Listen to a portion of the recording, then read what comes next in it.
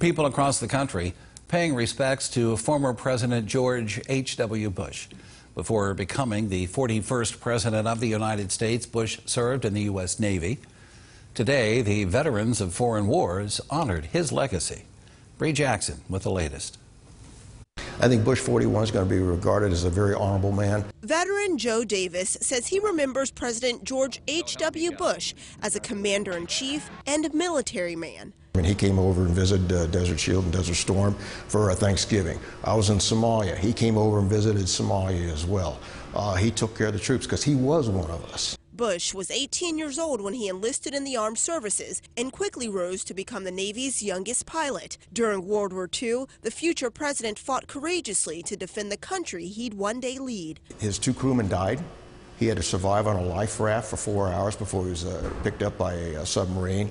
And it's that type of life experience at a very, very early age that shapes the man he became to be. George H.W. Bush was the last president to serve in World War II and the last of 8 presidents to be a VFW member.